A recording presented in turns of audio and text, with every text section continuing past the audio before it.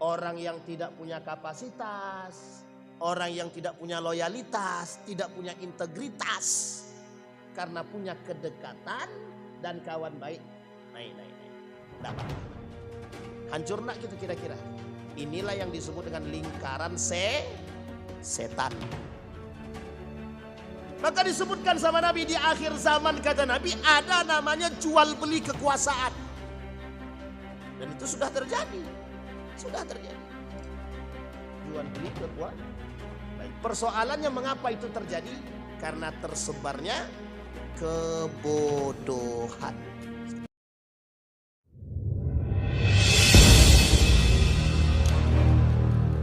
Alhamdulillahilladzi hadana lihada wa ma kunna linahtadiya laula an hadanallah. Asyhadu an la ilaha illallah wahdahu la syarika lah. Wa asyhadu anna Muhammadan abduhu wa rasuluh la nabiyya ba'd. Allahumma salli wa sallim wa barik ala hadzal nabiyil karim. Allahumma salli ala Muhammad wa ala ali Muhammad fil alamin innaka Hamidum Majid. Ya ayuhan nasu attaqu rabbakumul ladzi khalaqakum min nafsin wahidah wa khalaqa minha zawjaha wa batha minhuma rijalan katsiran wa nisaa'a wattaqullaha alladzi tasaaluna bihi wal arham innallaha kana 'alaikum raqibah. Puji syukur kehadirat Allah dengan mengucapkan alhamdulillahi rabbil alamin. Berselawat kepada Nabi dengan mengucapkan Allahumma salli ala Muhammad wa ala ali Muhammad fil alamin innaka Hamidum Majid. Bapak Ibu sekalian yang berbahagia, mudah-mudahan di subuh hari ini Allah berkahi kita semua. Allah jadikan setiap langkah kita penuh makna, insyaallah. Yang hadir husnul khatimah. Bermunajat kepada Allah untuk kedua orang tua kita. Allah tempatkan kelak di tempat terbaik di sisinya. Allah terima amal ibadahnya. Allah kumpulkan kelak bersama orang-orang yang saleh. Dan untuk orang tua kita yang masih hidup, semoga istiqamah. Allah kuatkan, Allah sehatkan, Allah anugerahi anak-anak yang selalu mendoakan. Mudah-mudahan dicintai oleh Allah dan mencintai Allah. Rumah tangga yang terbina, rumah tangga yang baik, sakinah, mawaddah, warahmah, insyaallah husnul khatimah. Baik Bapak Ibu sekalian yang berbahagia, di dalam satu hadis baginda Nabi Muhammad sallallahu alaihi wasallam, kata baginda Nabi Muhammad sallallahu alaihi wasallam, yusaku an la taqumas sa'ah. Hampir tidak akan terjadi hari kiamat, kata Nabi, hatta sampai terjadi 5. Ada 5 hal, kata Nabi, yang akan terjadi sebelum datangnya hari kiamat. Yang pertama, kata Nabi, yuqbadul ilmu itu diangkat, dipegang. Wa yathbutul jahlu, kebodohan merajalela. Wa yaksurul kadhib, banyaknya para pendusta. Wa tazharul fitan, fitnah-fitnah di mana-mana. Wa yataqarabuz zaman wa yataqarabul aswaq, waktu semakin cepat, pasar juga begitu, semakin terasa cepat. Di dalam hadis ini ada pembahasan yang cukup serius yang pernah disampaikan oleh baginda Nabi Muhammad sallallahu alaihi wasallam. Yang pertama, pada persoalan banyaknya fitnah-fitnah yang akan muncul di akhir zaman. Baginda Nabi Muhammad sallallahu alaihi wasallam mengatakan persoalan fitnah ini persoalan yang bakal masuk ke dalam rumah setiap umat manusia. Bahkan model-model fitnah yang terjadi adalah yang sifatnya kemaksiatan, kemungkaran, dan lain sebagainya. Di dalam Al-Quran, kita ambil dulu di dalam hadis Nabi. Pernah Nabi mengatakan dalam satu hadisnya, kata Nabi, inna min asyratis sa'ah, tanda-tanda hari kiamat itu kata Nabi, an yurfa'al ilmu wa yathbutul jahlu wa yusrabul khamru wa tazharul zina. Di antara fitnah yang terjadi kata baginda Nabi Muhammad sallallahu alaihi wasallam, tidak akan terjadi hari kiamat sampai ilmu itu diangkat. Itu fitnah pertama. Yang kedua, kebodohan merajalela, fitnah yang kedua. Sementara fitnah yang ketiga adalah orang-orang banyak yang meminum minuman khamar. Kemudian bahkan yang keempat, Nabi mengatakan persoalan zina. Bagaimana dengan hadis yang lain? La tazhabul layali wal ayyam hatta tashrab fiha ta'ifatun min ummatil khamra yusammunaha bighairi ismiha. Sampai-sampai kata Nabi, persoalan fitnah ini ada sekelompok manusia kelak di akhir zaman, mereka meminum minuman khamar, tapi minuman khamar itu namanya bukan khamar. Minumannya adalah minuman khamar tapi namanya bukan khamar. La yastahillanna ta'ifatun min ummatil khamra bi ismin yusammunaha iyyahu. Dan Nabi diperkuat oleh hadis yang lain, akan datang sekelompok orang, kata Ubadah ibn Samit, mereka menghalalkan khamar tapi namanya bukan khamar. Kalau istilah sekarang nih tua, narkoba, sabu-sabu, ganja yang tak ada pada masa baginda Nabi. Tapi namanya memang tidak sama. Cuma bentuknya sama, memabukkan, menghilangkan akal. Bahkan persoalan khamar ini pernah diteliti oleh salah seorang peneliti, apakah khamar itu mampu menghilangkan akal yang sehat dalam benak seseorang, dalam akal seseorang, dalam pikiran seseorang. Adakah Bapak Ibu yang melihat ada orang yang mabuk, omongannya lurus? Ada yang pernah lihat orang mabuk? Pernah? Omongannya lurus atau bengkok? Bengkok apa lurus? Atau ngelantur? Sehingga persoalan hilang akal ini, itu persoalannya dibahas dalam beberapa pembahasan. Kalau hilang akal gara-gara marah dia, kesetanan kalau bahasa kitanya, maka itu berlaku hukum.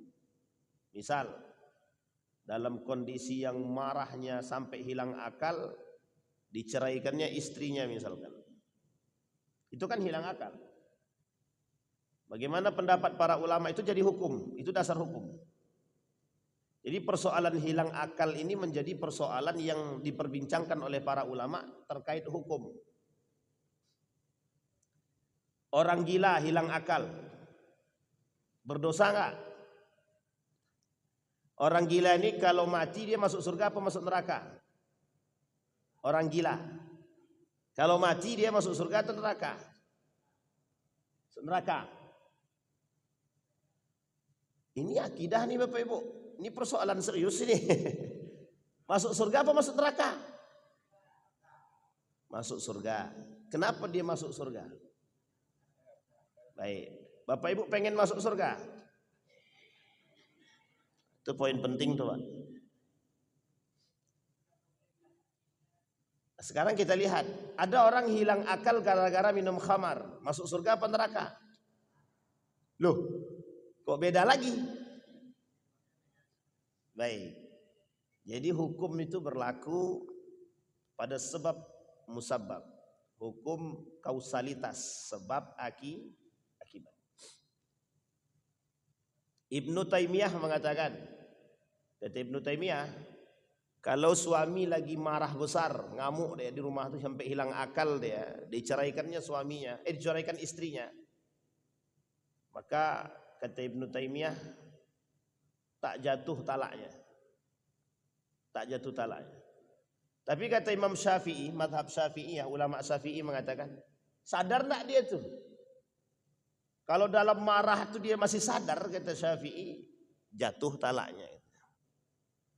Mana yang paling tinggi kehati-hatiannya, Imam Syafi'i atau Ibnu Taimiyah? Tinggi kehati-hatiannya. Persoalannya, salahkah Ibnu Taimiyah? Tidak salah juga.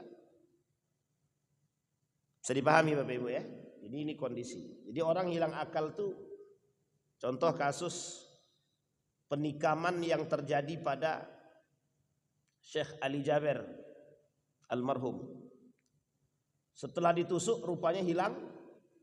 Uniknya hilang akalnya setelah menusuk. Sebelum nusuk dia tidak hilang akal. Bisa dipahami. Jadi bebas dia. Nah, orang hilang akal pun penjara tidak berlaku. Karena dia orang gila. Ini masalah tuh Bapak Ibu. Baik, kita kembalikan kepada poin tadi. Persoalan khamar itu persoalan serius. Para peneliti sudah melakukan penelitian bahwa yang namanya khamar itu merusak akal. Sebelum Allah menurunkan surat, menurunkan ayat tentang larangan khamar, itu para sahabat masih banyak yang minum. Jangan tersinggung. Memang sahabat minum. Sebelum sholat dia minum dulu, minum khamar. Ingat ya khamar ya, khamar bukan bir bintang, bukan kamput juga, bukan tua juga, tapi sebangsa. Selesai minum dia sholat. Pernah Ali bin Abi Thalib itu jadi imam. Ketika jadi imam ada yang salah. Maka selesai sholat ditegur sama Nabi. Turun ayat.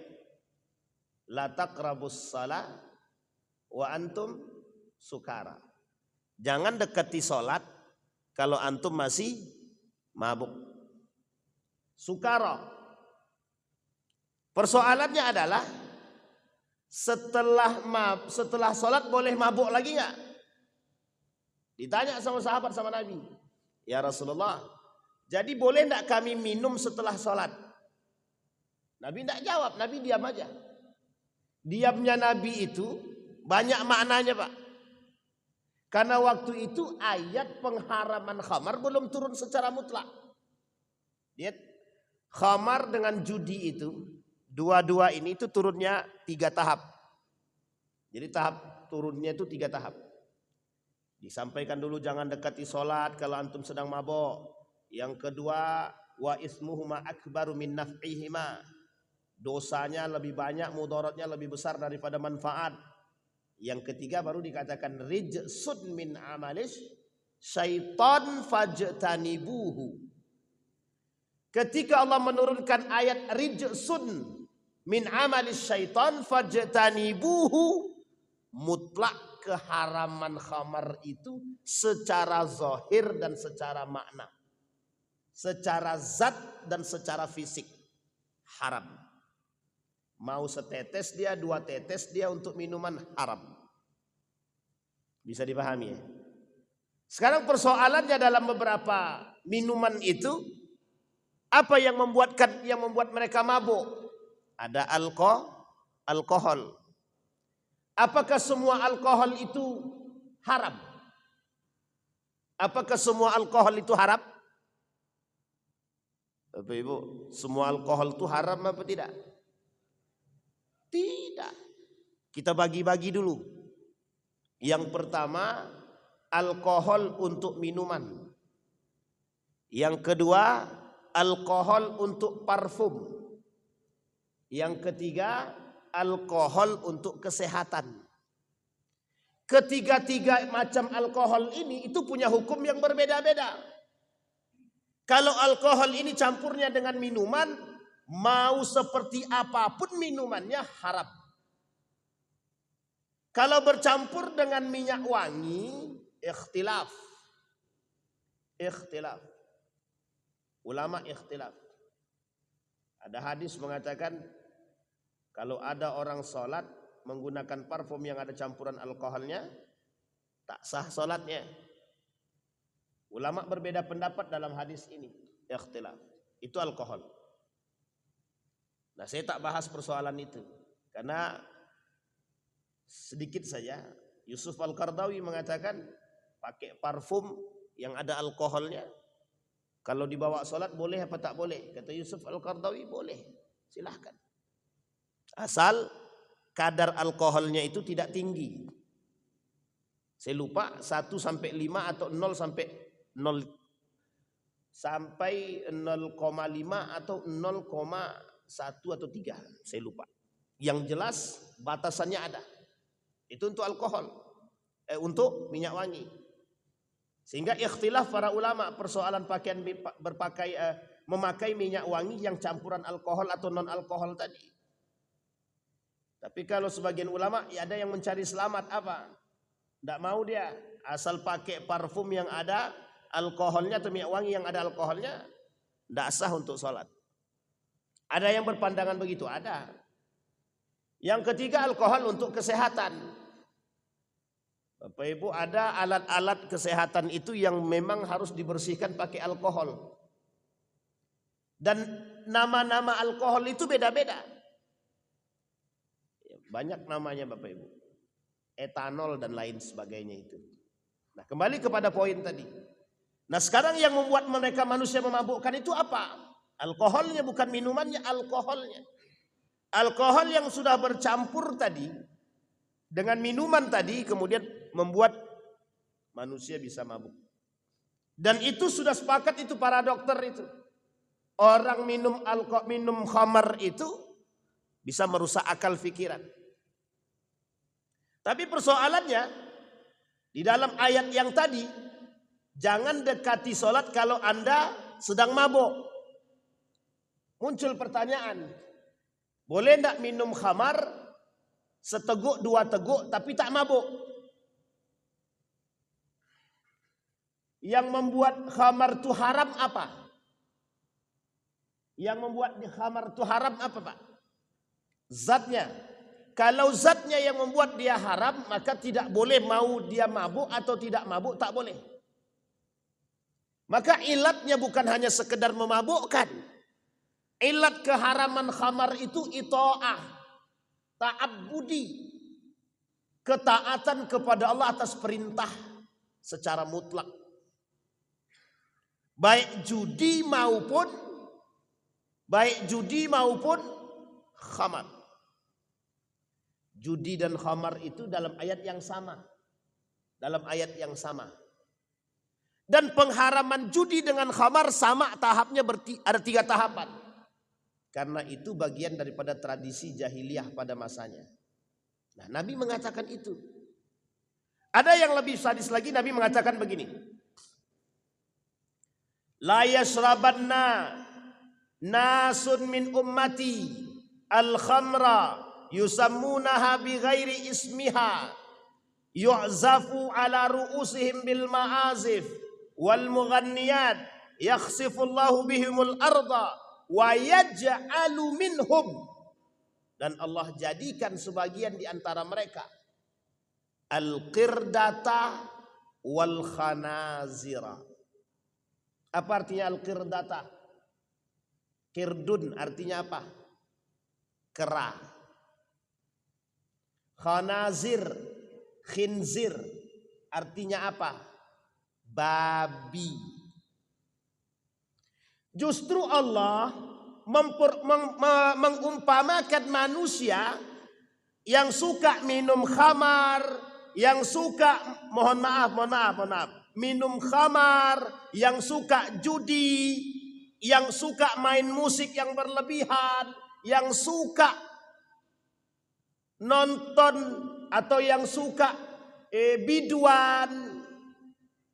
Itu disebutkan dalam hadis Nabi ini, apa namanya? Kami jadikan sebagian mereka kera dan babi. Kita lihat Pak dalam Al-Quran. Ada nggak kalimat itu dalam Al-Quran? Kita lihat. Apa yang Allah katakan di dalam Al-Quran? Qul hal unabbi'ukum bisyarrin min dzalika indallahi man la'anahu Allahu wa ghadiba alaihi wa ja'ala minhum al-qirdata wal khanazira wa abadat taghut. Dalam hadis Nabi juga disebutkan itu ada. Ya abadat dinar, ya abadat taghut, kata Nabi. Apa kata Nabi? Katakanlah, kata Allah, apakah akan aku beritakan kepada kamu tentang orang yang lebih buruk, kata Nabi. Kata Allah, siapa orang yang lebih buruk tersebut? Lebih buruk pembalasannya di sisi Allah, yaitu orang yang dilaknat oleh Allah. Siapa yang dilaknat itu? Yang dimurkai oleh Allah itu? Yang Allah jadikan mereka seperti babi dan kera. Pertanyaannya, mengapa babi, mengapa kera? Mengapa babi, mengapa kera? Baik, nanti kita lihat. Kemudian Allah mengatakan di dalam ayat yang lain, falamma atau amma nuhu anhu qulna lahum kunu qiradatan khasiin. Maka ketika mereka tetap menyombongkan diri angkuh dan kemudian mereka melakukan apa yang telah kami larang, faman a'rada an dzikri fa inna lahu ma'isyatan dhanka, kata Allah dalam ayat yang lain. Kemudian Allah lanjutkan, katakan kepada mereka, jadilah kalian kera. Jadilah kalian kera. Nanti saya sampaikan ayat ini untuk siapa. Walaqad alimtumul ladzina i'tadaw minkum fis sabti kunu qulna lahum kunu qiradatan khasiin. Apa kata Allah? Sungguh kamu telah mengetahui orang-orang yang melampaui batas. Kalimatnya melampaui batas. Pertanyaannya, siapa orang yang melampaui batas? Kemudian mereka sebutkan di hari Sabtu. Sabat, yaumas sabti. Pertanyaannya, Sabtu itu harinya siapa? Hari siapa? Yahudi. Yahudi sekarang atau Yahudi dulu? Yahudi dulu. Yahudi dulu itu Bani Israel atau bukan? Bani Israel. Ayat ini diperuntukkan oleh Allah Bani Israel. Sederhananya Pak, kalau bapak ibu membangkang dengan Allah, Anda beda tipis dengan Yahudi, itu aja. Itu bahasa sederhananya begitu. Kalau ada umat muslim membangkang dia, sombong dia, mereka tinggalkan perintah Allah, mereka lakukan larangan Allah, beda tipis dia dengan Bani Israel yang dahulu yang membangkang kepada Allah. Dan beda tipis daripada Yahudi. Berarti beda tipis juga dia. Apa beda tipisnya? Orang yang membangkang, sombong, angkuh. Disebutkan di situ. Jadilah kalian kera, kata Allah. Jadi dipermisalkan seperti apa? Kera. Maka di dalam Al-Quran itu ada 7 karakter binatang. Setidaknya yang bisa dirangkum. 7 karakter binatang yang dirangkum ini itu punya karakter buruk semua.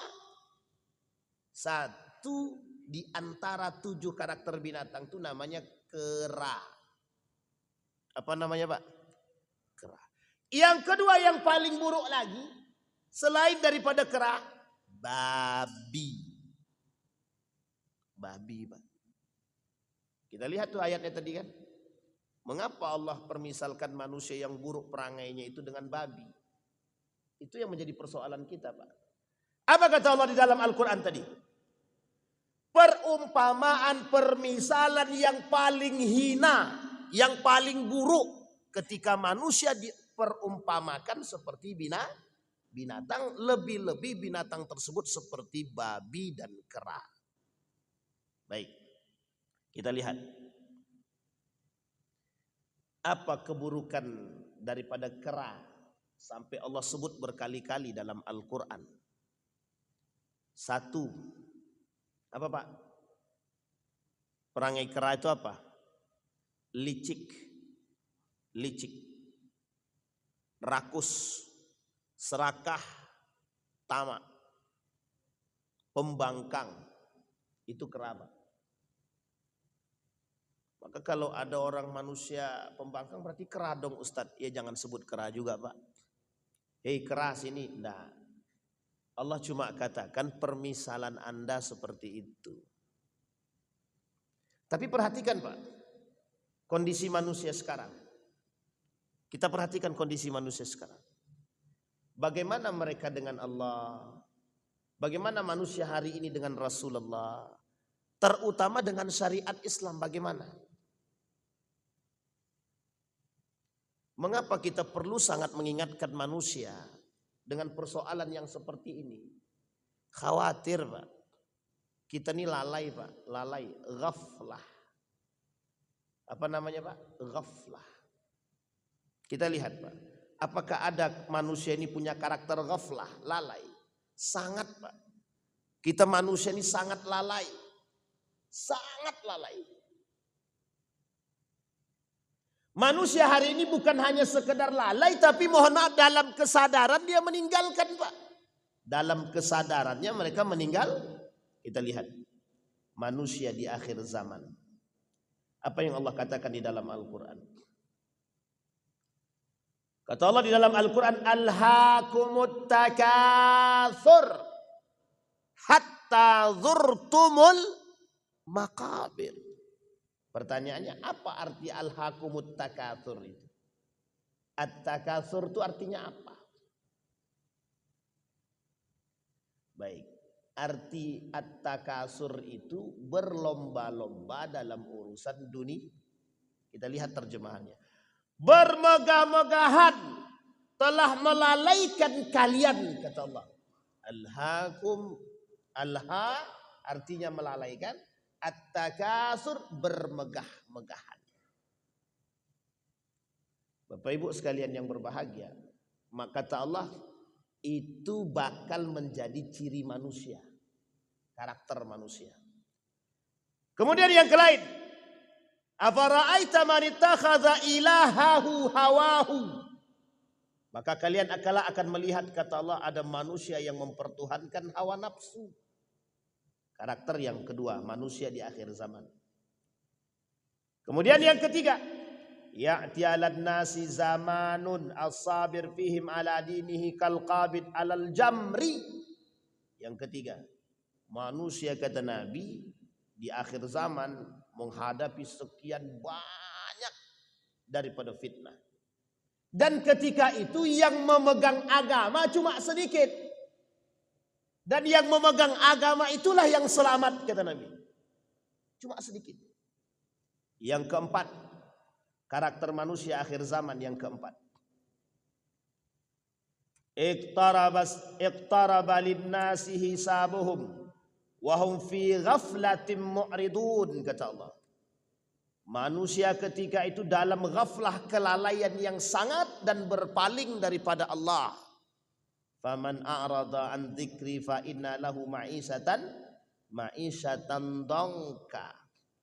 Barang siapa yang berpaling dariku kata Allah, bagi dia kehidupan yang sempit. Sekarang saya tanya Bapak Ibu.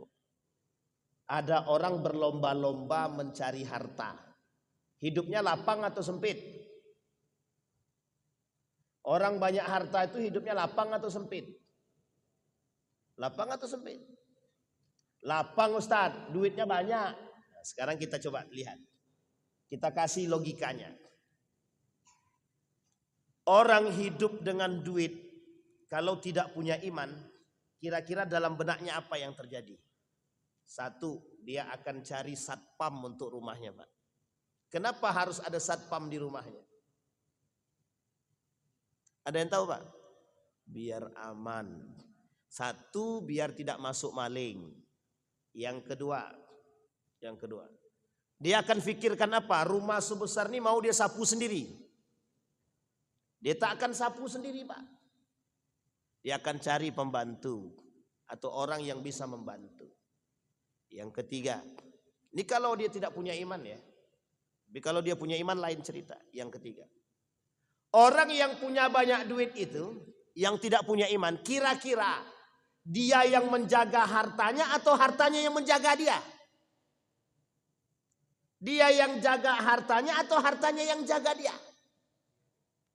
Orang yang tidak punya iman Pak, mereka yang mengejar dunia, mereka itu menjaga hartanya. 4. Yang kelima, Orang yang mohon maaf memang rakus dengan dunia, kira-kira ketika terjadi kekurangan pada harta mereka stres enggak? Saya kasih contoh. Ada orang kaya, duit di ATM-nya cuma 10 juta, stres enggak kira-kira? Biasanya di ATM-nya itu 100, 200, 1 M misalnya. Tiba-tiba di ATM-nya cuma ada 10. Stres enggak kira-kira? Stres, Pak. Saya pernah ketemu orang begitu. Aduh Ustaz, duit saya di ATM cuma tinggal 10 juta lagi. Dalam hati saya mau sombong atau bagaimana gitu ya. Tapi ternyata betul Pak. Orang yang terbiasa dengan begitu. Jadi 10 juta itu adalah seperti apa kata dia? 10 juta nih Ustaz, cuma sekali lewat aja habis kata dia. Jadi orang kalau sudah punya iman Pak, stres. Maka disebutlah ma'isatan dongka tadi. Hidup tuh sempit, tak ada gantungan. Apa kata Allah di dalam Al-Quran? Manusia yang bergantung hidupnya pada selain Allah, itu seperti manusia yang sedang membangun rumah, tapi seperti bangunan rumahnya itu angkabut. Tahu Bapak Ibu angkabut? Ini Allah sebutkan dalam Al-Quran. Angkabut, laba-laba. Jadi bayangkan manusia yang berpegang teguh, berpegang dengan selain Allah itu sama seperti laba-laba membangun rumah dengan jaringnya. Ditiup angin, diginikan pakai tangan, roboh Pak. Maka disebut dengan ma'isatan dongka, lemah Pak, sempit. Ada enggak orang punya rumah kecil, anak banyak tapi terasa lapang? Ada enggak? Sekarang saya tanya Bapak Ibu. Ada salah seorang orang tak mampu, tak punya rumah Pak, selama ini hidupnya ngontrak saja. Tiba-tiba dengan hasil duit kumpulannya bisa dia membangun rumah meskipun cuma 1 kamar. Anggaplah itu rumah tipe kecil lah gitu. Kira-kira ada enggak kebahagiaan dalam diri dia yang selama ini ngontrak tiba-tiba punya rumah pribadi? Bahagia enggak? Itulah pengibaratan manusia. Jadi kalau yang dikedepankan itu rasanya kebiasaan dengan rumah sebesar ini, tiba-tiba masuk rumah yang sangat sempit, kira-kira gimana rasanya itu? Dia yang sempit itu bukan rumahnya Ustaz, hatinya. Yang sempit itu hatinya. Makanya saya pernah cerita di sini Pak. Ada orang kaya tidak bisa tidur di atas kasur yang empuk. Dia harus tidur di atas dipan, di atas karpet yang ada namanya karpet, dulu tuh ada karpet apa namanya itu, yang pokoknya karpet lah, tikar. Ada orang kaya nggak bisa pakai sendal mewah, bisanya pakai swallow aja. Asal ganti sendal itu pakai yang ada kain-kainnya itu, yang ada campuran kulitnya, langsung gatal kakinya. Nyaman nggak tuh? Nggak nyaman. Bawa mobil Mercedes-Benz, lewat di depan tuh, tiba-tiba digores sama anak, tret gitu. Stres enggak tuh? Maka pernah enggak Bapak Ibu lihat ada orang bawa mobil truk nih, dia bawa. Mau gores engkau, mau hancur dia, mau apa, mau peot dia, ada enggak dia pikirin betul-betulan? Biasa aja dia Pak. Tapi coba bawa Mercedes-Benz tuh. Jangankan Mercedes-Benz Pak, bawa Fortune aja hati-hati, nanti gores. Hidup tuh udah nggak tenang kalau pikiran itu cuma duit aja. Manusia kalau pikirannya cuma duit aja nggak ada tenangnya Pak, sama sekali nggak ada. Makanya disebutkan oleh Allah dalam Al-Quran itu, orang yang berpegang teguh dengan berpegang dengan selain Allah itu diibaratkan sama Allah seperti rumahnya kabaitil ankabut. Inna ahwanal buyut, kata Allah. Selemah-lemahnya rumah itu adalah rumahnya kabaitil ankabut, rumahnya laba-laba. Dibangun dengan jaring-jaring yang cuma diginikan pakai tangan manusia atau ditiup dengan angin, roboh. Bisa dipahami Bapak Ibu? Itu sudah kita sebutkan 3 karakter manusia dalam Al-Quran itu. 1 kera, babi, 1 lagi laba-laba. Sekarang perhatikan lagi karakter manusia di akhir zaman, kata Allah. Karakter manusia kemudian kata Nabi di akhir zaman, innallaha la yaqbidul ilma intiza'an yantazi'uhu biqabdil ulama. Yang kedua, Allah sebutkan dalam Al-Quran, permisalan manusia di akhir zaman itu kata Allah, ada namanya seperti himar. Tahu himar Bapak Ibu? Keledai. Sekarang Bapak Ibu, saya tanya, apa namanya yang melekat pada himar keledai ini apa? Apa karakter yang melekat pada himar itu, pada keledai itu? Bodoh. Ilmu agama kata Nabi, manusia di akhir zaman itu ilmu agamanya berkurang, kebodohannya menyebar. Tidak usah tunggu nanti, kita tengok sekarang. Saya kasih lihat Bapak Ibu. Bapak Ibu pernah nonton ILC kan? Pernah nonton ILC kan? Coba lihat di situ. Banyak enggak orang munafik di situ? Saya tidak katakan ILC-nya munafik ya. Saya cuma katakan ada enggak orang-orang munafik di situ? Itu yang pertama. Yang kedua, bisa enggak ditunjukkan di situ ada orang yang mohon maaf tidak punya kapasitas pada bidang tertentu tapi berbicara pada bidang tersebut. Ada enggak? Lagi-lagi Allah tunjukkan. Keledai itu Pak, ditaruh oleh tuannya di atas badannya, itu buku tumpuk sekali. Dia enggak komentar Pak. Padahal itu berat Pak. Keledai ini gimana mau? Dia enggak bisa ngapa-ngapain Pak. Keledai itu dikenal dengan karakternya bodoh Pak. Manusia yang bodoh itu sama seperti keledai. Dan kebodohan manusia hari ini kata Imam Al-Ghazali bukan mereka tidak punya ilmu, tidak punya akademik, tidak. Justru dengan akademik mereka bodoh kata dia. Bisa dipahami Pak? Sekarang saya tanya Bapak Ibu. Ada orang tidak punya ijazah. Tidak punya ijazah. Bisa jadi gubernur misalkan. Sementara yang di dinas-dinas itu doktor-doktor. Kita kasih logika sehat nih, logika sehat. Perlu enggak jadi gubernur itu ijazahnya S3 saya tanya? Perlu enggak jadi gubernur itu ijazah? Jangankan ijazah S3, S1 saja. Sampai di sini paham Pak? Sekarang saya tanya Bapak Ibu, PNS itu untuk naik tingkat itu, kira-kira S3 itu berpengaruh naik tingkat enggak, naik pangkat enggak? Pengaruh. Yang ngatur siapa, yang diatur siapa? Bisa dipahami kan? Bapak Ibu bisa lihat kondisi dunia hari ini. Bagaimana mohon maaf orang yang tidak punya kapasitas mengatur orang yang punya kapasitas. Sekarang saya tanya, ada orang tidak punya kapasitas jadi pemimpin dia. Yang akan mengikut siapa? Yang punya kapasitas mengikut yang tidak punya kapasitas, atau yang tidak punya kapasitas mengikut yang punya kapasitas? Tergantung siapa pemimpinnya. Kalau pemimpin dia tidak punya kapasitas, tidak pernah sarjana, tidak pernah magister misalkan, tidak punya ilmu di bidang itu, yang dia punya ilmu sombong, ilmu angkuh, ilmu apa lagi? Semua ilmu yang buruk ini dia punya. Kira-kira yang di bawah-bawah ini, yang bergelar doktor ini, diatur sama dia atau dia yang mengatur yang di atas? Coba Bapak Ibu pikir. Ini kita ajak berpikir sehat hari ini. Biar pagi ini kita senam otak kita dulu. Begitulah dunia ini sekarang.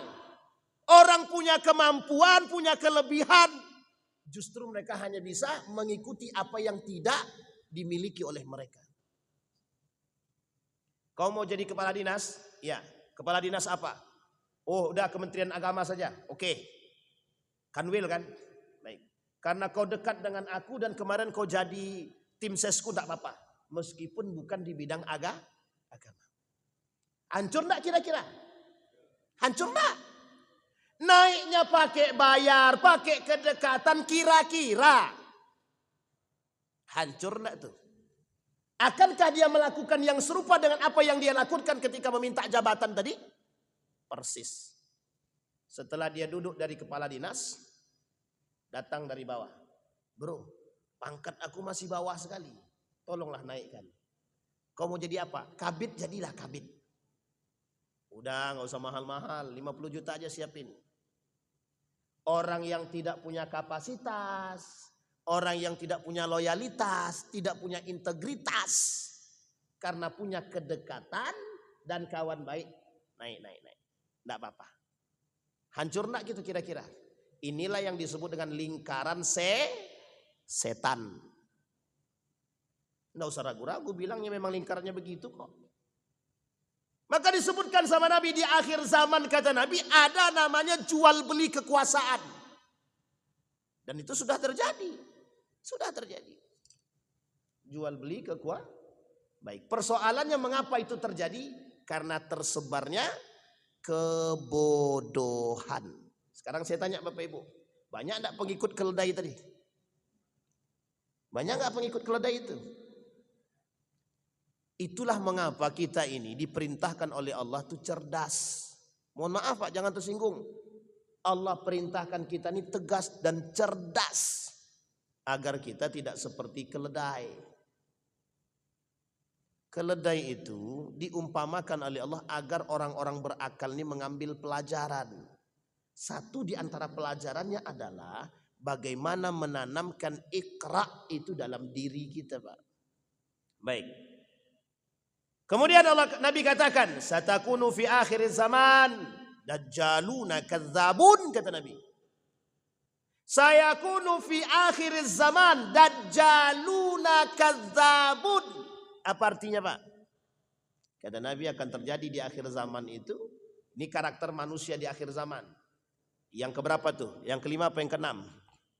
6 ya. Dajjaluna kadzabun. Apa artinya dajjalun itu? Manusia serupa dengan dajjal. Dajjalnya belum datang, manusianya udah jadi dajjal. Itu dia. Dajjal belum datang, manusianya sudah jadi dajjal. Apa karakternya dajjal itu? Dusta. Ini kalau bicara dusta tidak perlu kita bahas lagi, Pak. Kita sudah pernah bahas itu sampai melewati batas. Dusta itu memang isinya di muka bumi ini penduto, pangicuah. Itu karakter, Pak. Maka kita lihat, Pak. Ada salah satu tulisan seorang ulama bagus sebagai pengingat kita di akhir zaman. Dan ini sebagai penutup. Apa kata beliau? Beliau menuliskan begini. Tauhid sebagai pondasi peradaban yang tidak pernah runtuh. Tulisan pertama. Kemudian tulisan kedua beliau mengatakan begini. Integritas, menjaga budaya integritas di tengah budaya manipulasi. Manipulasi itu bahasa halus. Bahasa kasarnya panduto. Bisa dipahami Bapak Ibu ya. Bahasa halusnya manipulasi. Bahasa kasarnya pendusta, pembonga. Baik, kita lihat. Mengapa kok susah sekali menjadi manusia yang bisa berintegritas sekarang? Karena budayanya manipulasi. Sekarang pertanyaannya, siapa yang membangun budaya manipulasi ini? Yang membangun budaya tipu daya ini siapa? Baik. Kalau kita runut dari sejarah, itu dimulai dari Yahudi, Pak. Pembangkangan Yahudi, manusia-manusia yang tidak baik, Bani Israel. Pertanyaannya adalah, apakah karakter dusta itu akan ada dalam diri manusia? Ya, akan ada. Hanya saja, dusta itu bisa dikontrol oleh siapa? Yang punya iman. Apa kata Allah? Ya ayyuhalladzina amanu ittaqullah. Dimulai dengan kalimat wahai orang-orang beriman, bertakwalah kepada Allah. Kalimat akhirnya, Mak, kalimat akhirnya penekanan dari Allah. Wa kunu ma'as-sadiqin. Wa kunu ma'as-sadiqin. Kamu jadilah orang-orang yang bersama orang-orang yang jujur. Bersama orang-orang yang benar. Makanya Bapak Ibu, kenapa Allah menekankan kalian bersama orang yang benar saja, bersama orang yang jujur aja, biar selamat. Itu ciri orang bertakwa. Lah kalau Bapak Ibu ikut berdusta, beda tipis dengan Dajjal. Itu dia maksudnya. Bisa dipahami Bapak Ibu? Maka berat apa tidak menjaga integritas itu. Salah satu integriti itu adalah jujur dalam sikap. Makanya manusia jujur sekarang langka. Jadi Bapak Ibu ini cerita nyata. Cerita nyata. Saya tak sebutkan tempatnya lah. Saya bilang aja, pokoknya ceritanya nyata. Jadi Bapak Ibu, ada seorang, mohon maaf ya, seorang pejabat bilang begini sama karyawannya. Kok kamu masih mau jujur? Ini kalimat ini seperti seolah-olah aneh. Kok di zaman sekarang kok kamu masih mau jujur? Oke ya, kalimatnya Bapak Ibu bisa dipahami ya. Sekarang saya tanya Bapak Ibu, coba Bapak Ibu nalar dengan kalimat, dengan nalar yang baik. Coba dianalisa betul kalimat ini. Kok masih mau jujur? Kira-kira ada yang salah enggak dari kata-kata itu? Apa yang salah? Kok masih mau jujur? Dalam masjid aja tipu dayanya banyak, apalagi di luar masjid. Kok masih mau jujur? Artinya adalah betapa jujur itu mulai tidak nampak. Manusia hari ini mulai mendekat kepada kebohongan, dusta, manipulasi. Dan semua lini dimanipulasi. Sekarang Bapak Ibu lihat saja, mana yang tidak jadi dajjal sekarang tuh. Pengurus masjid saja bisa jadi dajjal. Pengurus masjid itu bisa jadi dajjal. Coba bayangkan. Bagaimana yang tidak? Jadi Bapak Ibu sekalian yang berbahagia, berhati-hatilah. Kita tidak sedang dalam menakuti siapapun. Tapi Allah mengingatkan kita, Anda seperti seseorang yang sedang memegang bara api. Kalau Anda tidak kuat memegangnya, Anda terbakar. Kalau Anda kuat, Anda selamat. Dan kehidupan orang yang berada sedang memegang bara api tersebut dalam kekhawatiran yang tinggi. Begitulah kita hidup sekarang. Integritas sekarang ini perlu sangat untuk dijaga. Maka Bapak Ibu, kalau Bapak Ibu dengar ada orang kok masih ada yang mau jujur, berarti tandanya dia masih menjaga integritas. Sekarang pertanyaannya, bagaimana integritas itu bisa terbangun? Tadi kalimat yang tadi kita sampaikan. Integritas itu bisa terbangun karena memiliki pondasi tauhid yang kuat. Ya qaumi i'budullah ma lakum min ilahin ghairuh. Kata Allah, wahai kaum-kaum, sembahlah Allah dan jangan kalian sembah Tuhan selain aku. Itulah yang disebut dengan tauhid. Dan tauhid inilah Bapak Ibu yang akan mengantarkan kita kepada memiliki integritas yang kuat. Biarlah orang berdusta, yang penting kita tidak berdusta. Biarlah orang kaya dengan cara yang haram, lebih baik kita kaya dengan cara yang, sekarang lebih baik mana? Kaya dengan cara yang haram atau miskin tapi terhormat, pilih mana? Bapak Ibu sebagai penutup, pilih mana? Kaya dengan duit yang haram terhina atau miskin dengan duit yang halal tapi terhormat? Pilih mana? Tidak ada pilihan ketiga, keempat, kelima. Tapi kalau mau buat sendiri silahkan. Kita berharapnya Bapak Ibu mulia. Kita berharapnya mulia. Artinya Bapak Ibu, orang yang menjaga integritas dengan imannya tidak akan pernah hina, tidak akan pernah jadi kera, tidak akan pernah jadi babi, tidak akan pernah jadi himar keledai, tidak akan. Karena integritasnya kuat, tinggi. Sampai hari kiamat orang yang berpegang teguh itu ada. dan mohon maaf akan dimatikan sebelum kiamat itu datang.